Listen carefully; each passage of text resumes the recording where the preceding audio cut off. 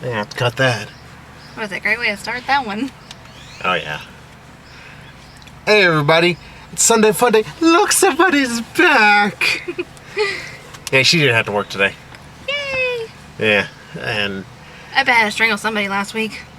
Oh, you didn't like having work retail? You're no fun. And, as anybody can notice, I have glasses, but I'm going to take this off because you're bugging me already. I ain't driving. Oh, but we decided to go see another movie today. And that movie was Huntsman, the Huntsman Winter's War, right? What did I say? Okay. Yeah, sorry, I keep wanting to call it Snow White and the Huntsman 2, because that would make sense, but Snow White's not even in this movie. Well, she is. You just don't see her face. She appears for, like, that long. Yeah, they just had some black-haired lady that's just...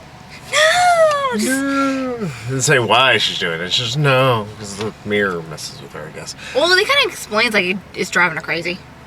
She's hearing voices. No fun young cannibals. But now, just before we start actually getting into more spoilers, like, that's, if people think, oh, they're spoiling, it happens in the first. After a very lengthy explanation of everything, that happens, like, in the first, like, 5 minutes of the movie when it actually starts. It's not like we're spoiling anything. And besides the fact the trailers tell you all this. We'll let you know, trailers spoil the shit out of this movie. Mm-hmm. Hell, they show the end of the damn movie, pretty much. It's like, hey? Yeah, they're trying to show all the cool stuff that happens. And... There's a reason why that. Okay, so let's just give our non-spoilery thoughts. So, what do you think? Oh, this is a steaming pile of shit. I mean, this isn't the worst movie I've seen this year. That still goes to Superman versus Batman. Batman versus Superman, whatever it's called. Sorry, the comics used to be called Superman. Merman versus Captain Hypocrite. Exactly. As you're fond of calling it. Yeah. Sorry, if I always call like Superman / Batman or anything like that, it's because the old Superman Batman comics that were released at like the mid-2000s or everything, they were freaking awesome. And I would have figured they would have went that route, but no, they maybe did something else. We just had to pay homage to Frank fucking Miller. But yeah, this, like I said, this movie though, Huntsman, I did not like this at all. It's a pretty good steaming pile of shit. I was surprised because I was actually kind of looking forward to it. As you've seen from I actually really dug the first one. Is it one of the best movies in the world? No, but it was fun. I enjoyed the shit out of myself doing it. Now, what about you? I liked it. Of course. Dare I even say it? I liked it better than the first one. Don't look at me like that. Like I always say, your taste in movies is all in your mouth. I'm gonna say, you can't criticize my taste, because I chose you, honey. It's even more reason that your taste is horrible. No, it's just I got good taste. Nah. Like everybody here now will disagree with you thoroughly. But anyway, we'll start actually getting into spoilers and kind of talking about the movie more. Now, some of you may be wondering if this is like an actual sequel to the first film, and yes and no. Is a prequel for like the first 20 minutes, I think. Yeah, 15, 20 minutes, which I will say was painful shit to sit through.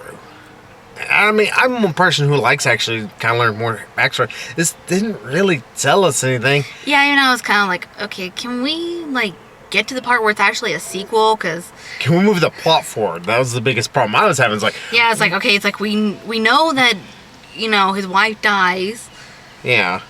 Who is, I can't think of the actress's name. Jessica Chastain. Yeah. I'm about to say, it's like, her name's kind of, her first name's normal. I was like, I didn't know who she was. Like, she looks so familiar. Then, like, saw in the end credits, like, oh, okay, so that's her. Yeah. I know idea who the hell that is, but that's who was playing his wife. She's been in other things. I can't think of what it is off the top of my head, but I mean, she's been in like a few other films. I want to say she actually is like, she might be British, or at least some form of Limey, who knows. But yeah, she plays obviously Thor's wife in this movie. And supposedly they have a romance because they look at each other.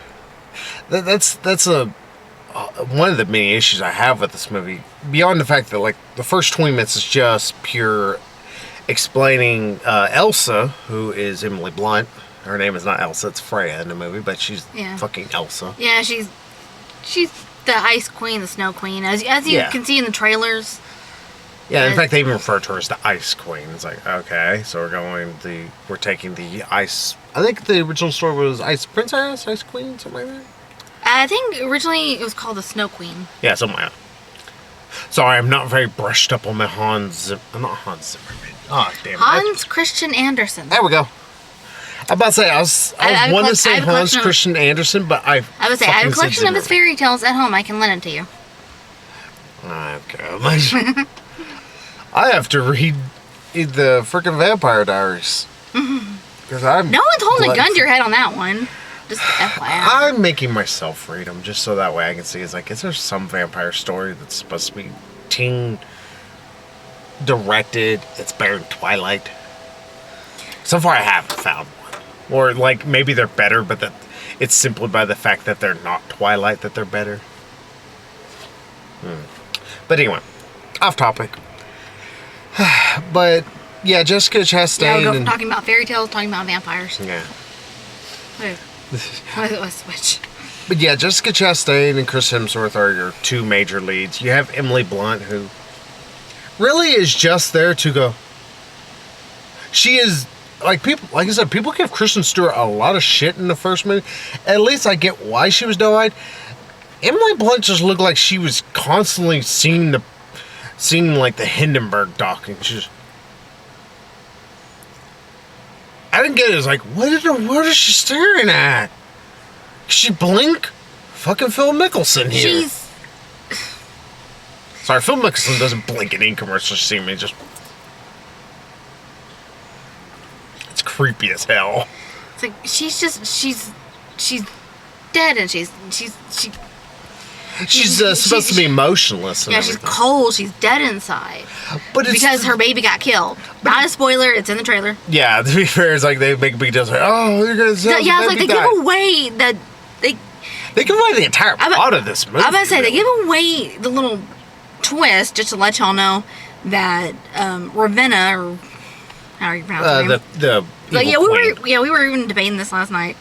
They give away that Ravenna was the one behind the baby gang. Yeah, her baby gang murdered. They try to act like it's a big shocker at the end. It's like, y'all gave it away in the trailer. Yeah, and it's kind of weird that they have her, first off, it does a lot of weird things from this movie. Like, the whole, how the baby gets killed is through lighting it on fire. I am guessing, and this is going to be a shot in the dark. I'll start singing Ozzy Osbourne. But I am guessing the reason why they did the fire thing, because you have ice. You have Ravenna, who's gold. Yeah, gold, pretty much. Because you are gold. Band on ballet. The baby's going to come back in what they were hoping was going to be the third movie. Fire. Yeah, it'd be like fire or have fire magic, or maybe she can be Goron. Who knows? Shout out to Legend of Zelda. Yeah, that's what I'm thinking. It's the only reason why, because otherwise, it was an incredibly elaborate and stupid reason to go and kill the baby. Yeah, it's like not that I'm advocating infanticide, but like he could have easily, held a pillow over her. Just chunked it out a window, stabbed it once, or anything. Wow, this is very morbid what we're talking about. Killing babies. Oh yeah, we're on a good time. But it was an over the top way, and just so that way she could have seen it. It's like very easily. It's like there could have been many things that could have done. Because like we said, Ravenna's the one who's behind it. It's like, oh, spoiler. Trailers tell you that, but yeah. What's funny, like in the trailer, like Ravenna is asking the magic mirror, is like, well, who is the fairest one of all? And the mirror's telling her, is like, well, you, but not for long.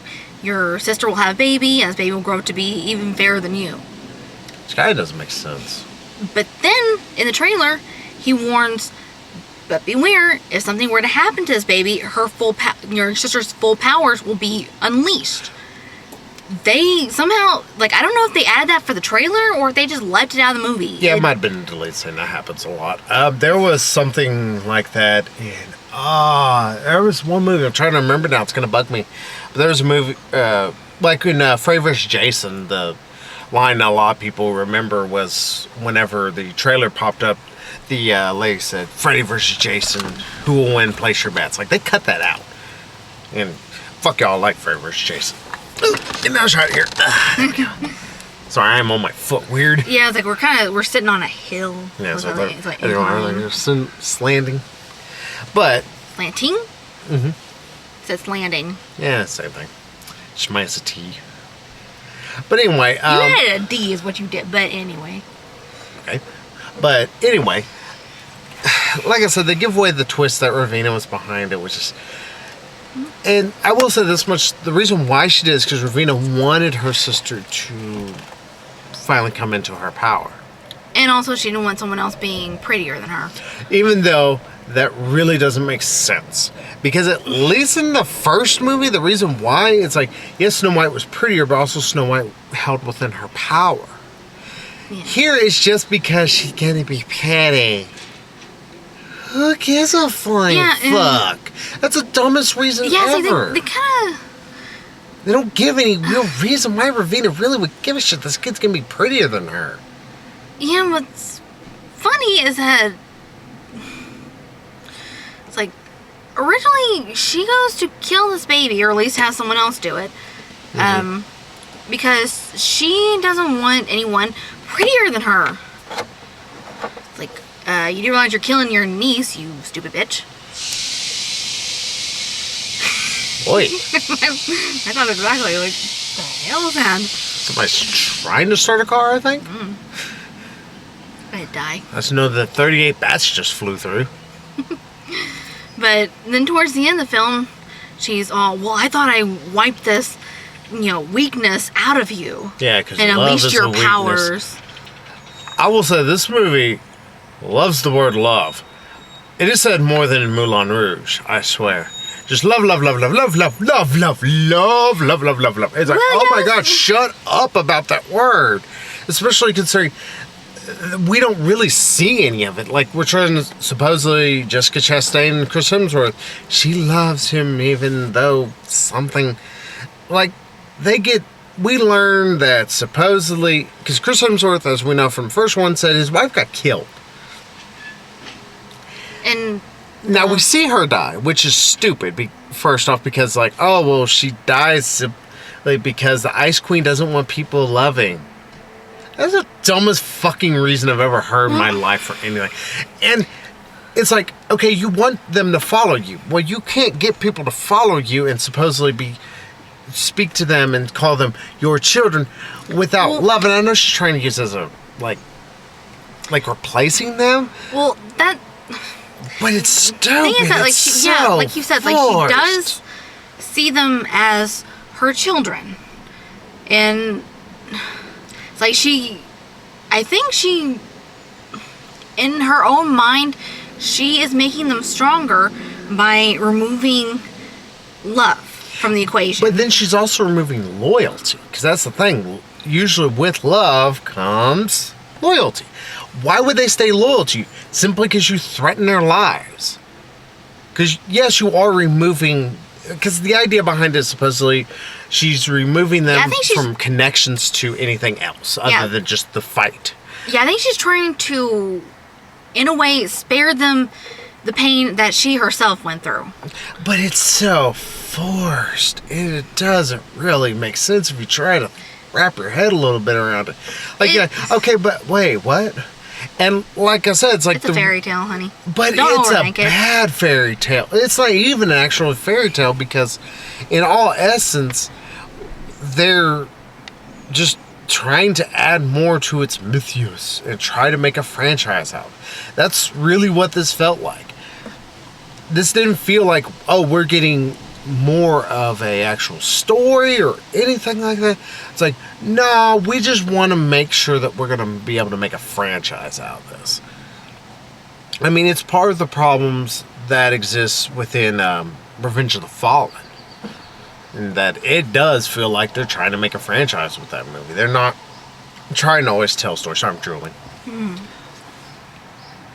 I guess that means I need to get a drink here in a second. But anyway. But it feels like it's just there. Like I said, the love thing really doesn't make sense when you try to break down and get into it. You're like, okay, so she wants them to remove love from it. Wait, so they wouldn't love her. They would have no loyalty towards her, except for the fact that she will kill. Wait, what? You think about it. I thought about it for like 5 seconds. It's like, wait, well, why would that help her in any way? And it's like, you're not doing anything, but you're making your troops not want to really give a shit. They're not going to try their hardest. They're not going to be the best. And also, they say it's like, oh, she begins to well, Liam Neeson says. I will say that. They somehow got the hell Liam Neeson in there. It's like, hey, Liam, you bored? Yeah. You must say you need to save your daughter from getting kidnapped again? Nah, not this time, man. But, yeah, they have Liam Neeson narrating this, and there's a shit ton of narration in this movie. I mean, there's about 80 minutes of narration, I swear. Yeah, and it continues throughout the movie. I mean, it's kind of jarring almost. It's like there's parts of the movie that were cut, and simply because they didn't want to have to show the almost montage, them getting better or him traveling across this area or anything like that. They just have Liam Neeson narrated. It's like, that's weird and a little distracting. Why is Qui-Gon Jinn saying this to me? But yeah, she's supposedly Elsa here. She gets all pissed, but she still helps Ravenna, but doesn't, because she makes her own kingdom. Well, she's kind of bullied a little bit when Ravenna does come back. Yeah, but that's at the end of the damn movie. Yeah. But I mean, she supposedly just creates her own kingdom, pretty much. Yeah. Instead of making cool ice soldiers, she just suddenly has an army. It's like, just getting the fuck out of nowhere. I think we're missing a few scenes. And this movie does feel edited shit. And I mean, I'm a bit of a snob in some of that sense. Green Lantern, you could tell they cut and pasted that movie together in a lot of bad ways. The plot and the pacing were really off. Oh, you ain't seen nothing till you see Jonah Hex. That movie is literally an hour long. It's like, wow, there are black and white movies longer than this. Black and white movies from the 20s. You wonder where the director's cut is? Yeah, I bet that movie might even be decent. I'm sure that Michael Fox is still insanely insufferable. And Michael Fassbender's doing a shitty Irish accent, which is weird considering he is British. Yeah, it's weird. Or he might be actually Irish, but it's a shitty sounding Irish accent. It's like you think a little pecan. It's like, the hell is that, Michael? Is that what you really sound like? I want to say he's Scottish, but I may be confusing him with James McAvoy. I'm about to say, I do know James McAvoy is actually Scottish. And when he's talking to his natural accent, you can't understand shit he says. He's just like, sure. Yeah, unfortunately, I haven't had my phone with me. Otherwise, I would, look it up. Yeah. But yeah, you get to see the Huntsman training because it's important. It's really not. It's literally just padding for the whole movie.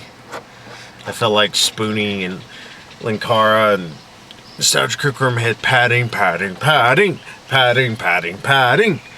It's like, this isn't adding anything. I've already seen a movie with Chris Hemsworth, showing off he's a bit of a badass. Now, where and here's the bad thing is I immediately just fuck this movie already, was whenever they killed his wife. Not because, oh no, don't kill the wife, but because you knew the wife died. Yeah, I knew she died. It's just the fact that she turned out to be alive and... Yeah, eventually, it's 7 years later and the wife is actually alive because Elsa did some magic that made... she threw up this ice wall between them, and Chris Hemsworth thought he saw her getting killed, just like she thought, as it turns out. She thought that she saw him just just leave. Yeah, just turn around like a coward. Yeah, It's like, yeah, she was... Yeah, her eyes went kind of milky. well, there was the special effects doing that, but Well, I know, but like... because the rest of Emily Blunt's just... Yeah, Emily Blunt's eyes went kind of milky, and obviously powers at work, and... Yeah, I thought it was just for the wall, to maintain the wall. Yeah, it turns out she was just... She's casting some magic she never really making them showed she was see- able to do. Yeah, like, making them see what she wants them to see.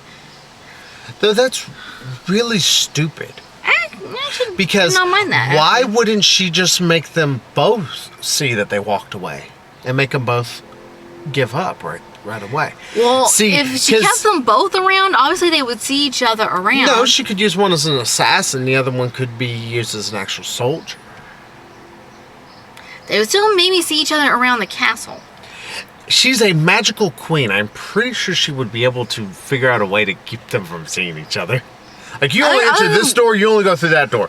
But why can't I go through that door? Fuck you, you're going through that door. Well, the only way to do that is to lock one of them up in the dungeon and keep the other one as... She said she did get locked up in the dungeon, Jessica Chastain. Well, yeah, but she didn't keep Chris Hemsworth around. Obviously, because he was around to help Snow White in the first movie. Or more importantly, the writers are like, shit, we gotta figure this one out. There. That looks good. His wife's dead, totally. And this is how he saw it. Even though it really doesn't make sense. And also it creates a plot hole from the first movie. Damn it. Because in the first movie, Finn said that he killed his wife. Yeah, that Ravina killed his wife. Ravina sucked the life out of her, which made sense and would everything. In yeah, and they were acting like Chris Hemsworth was not there to see his wife die. Mm-hmm. And the brother, who was not mentioned, not brought up or anything. Wasn't even in this movie. Yeah, like not even a younger version. You're gonna find many dudes that are just that ugly, younger. But, what was I saying? Yeah, it's like he's not even mentioned in the movie. And in the first movie, he makes a big deal. Oh, your wife screamed out your name as she was dying. Mm-hmm. First of all, Bastard wasn't even there. That we know of, because like I said, this makes a big plot hole.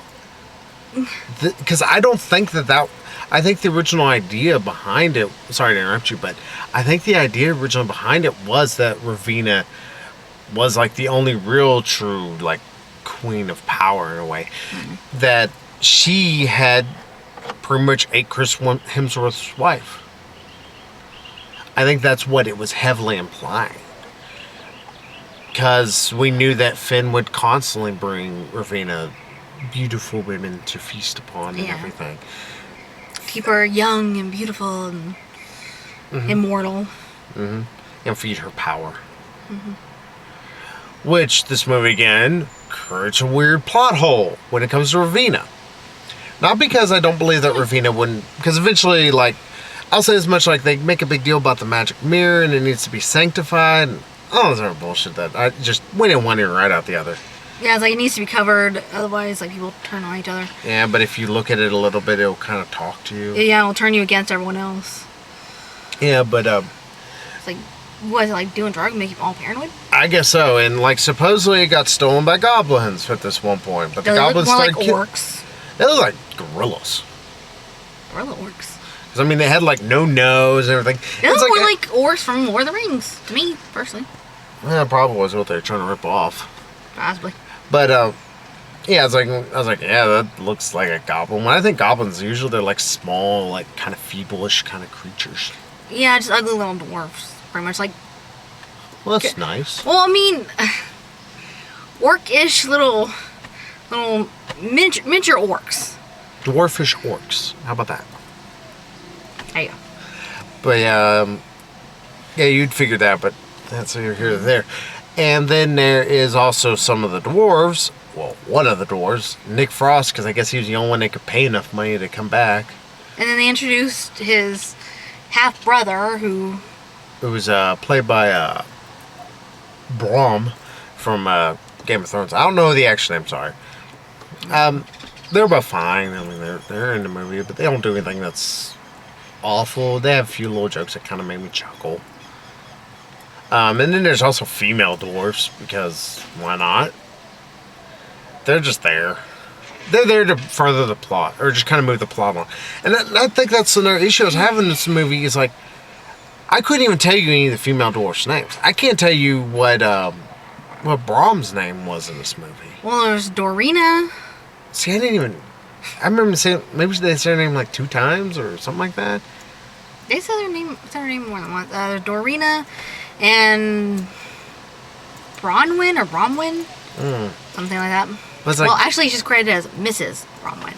Yeah, they're really forgettable. It's like, they're just there to kind of further the plot and add a humor character. Yeah, it adds some comic relief, which I actually did not mind. I like it if it's added in decently. Yeah, it's like, I tend to enjoy a movie more if I can laugh. Yeah, but it's to the point where it felt pandering. Well, the dwarves were funny in the first one. Let's totally just have other dwarves in it.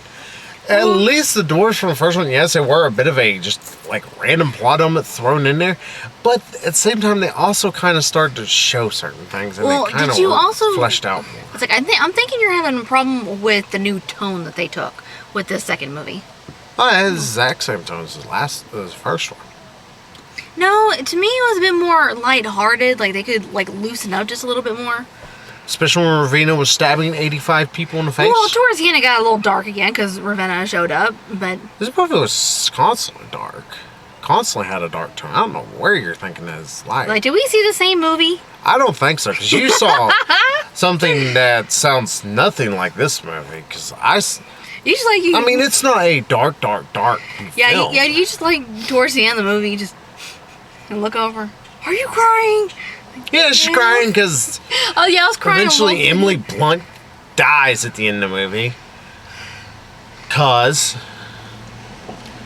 I guess we'll resurrect her again later on in the series. It's not going to continue. Thank God.